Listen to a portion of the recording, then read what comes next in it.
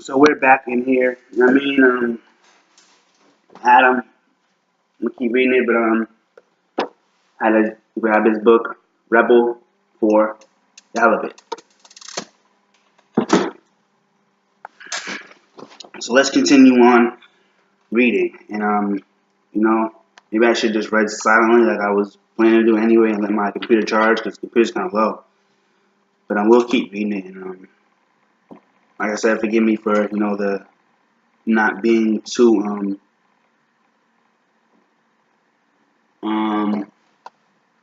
yeah. I just thought the message was so powerful, but now at this point, it's like my lack of enthusiasm could be the reason it takes away from the message. So it could possibly be ruined, and hopefully you can kind of get it just from the words, without me being actually so into it or reading it with really much enthusiasm at all. But yeah, the pastor continued to listen as he has done in so many other similar situations. There was very little he could say because he knew that all her requests were legitimate. Why shouldn't all black women have the opportunity to marry? Why shouldn't black women who love the Lord have the opportunity to marry someone who also loves the Lord? Why shouldn't every black woman who wants to have children have the opportunity within the context of being accepted by God? The pastor knew that it wasn't too much for a black woman to ask for a black man who knew Jesus and who was going to raise his household on Joshua 24:15. But if serving the Lord seems undesirable to you, then choose for yourselves this day whom you will serve, whether the gods your forefathers served by the river or the gods of the Amorites in whose land you are living. But as for me and my household, we will serve the Lord. And it's funny, but it's like, God-fearing women, want to get married and stuff. What about God-fearing men? Shoot. You know what I mean? I'm out here, working diligently, working on doing the will of God, and, not a single female likes me. I mean, not a single female likes me. But anyway.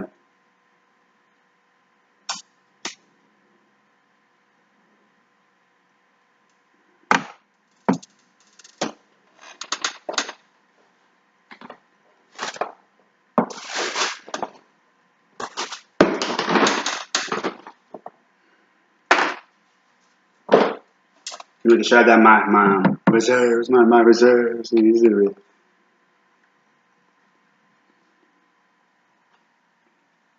The pastor could only tell Jackie that she must wait on the Lord and be of good courage. She was on God's timetable, not her own. The Lord reminds us that our thoughts are not His thoughts, and His ways are not our ways, and that God's foolishness is much greater than all of our wisdom. Is much greater than all our wisdom. Paul said,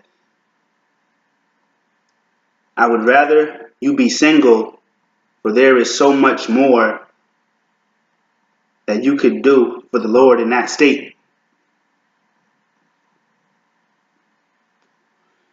The pastor shared with Jackie success stories of women who had sat in that same chair crying about the lack of a BMS.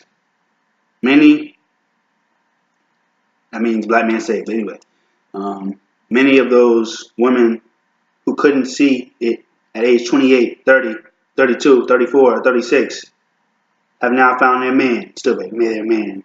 The pastor pondered whether he should also share the story of all those sisters who are still looking, seemingly without hope of ever finding that person.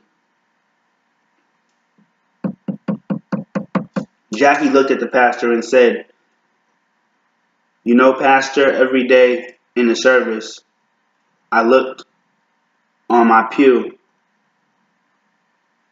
Oh, you know, Pastor, yesterday in the service, I looked on my pew, and there were 15 people. All of them were women. Now tell me, what are my chances of finding a BMS, black man who's saved? I have so many girlfriends who tell me that they thought they were going to change their man. They knew he wasn't saved, but at least he was a BMW man who's working.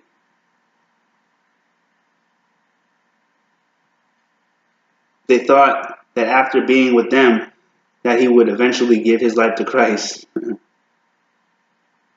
I got a lot of funny stuff in here, but in so many cases, it was not happened. In so many cases, it has not happened. I know the church is where I need to find him, but he is not here, and I am running out of time. What should I do? There's a long silence as the pastor wonders if he should say that weeping may endure for a night, but joy comes in the morning. Or right now, we are experiencing a Friday evening, but there will be a Sunday morning rising. The session concludes with prayer. One night, Jackie is laying on her pillow, and the tears gently begin to flow. She prays, "I was looking for a BMW, but all I have is you. I was looking for a BME, but all I have is you. I was looking for a BMC, but all I have is you. I know that your grace is sufficient." Then she thinks to herself, "I was looking for Adam as I was looking for the black man, and now I am going to steal away with Jesus." She smiles as she goes to bed, wondering if she could take Jesus as her date to the United Negro College Fun Banquet next Saturday, wondering if Jesus could go with her on vacation next month to Aruba and meet her in Quincy Jones' garden. Oh my. It's hilarious, but this was kind of cute. Let me stop. Let's just do it. This is the next section, but it is Monday morning, and Reverend Washington is driving to his church, First Baptist. The congregation has 300 members, and yesterday was Men's Day. His sermon was titled, "Where Are You, Men?" It is ironic that as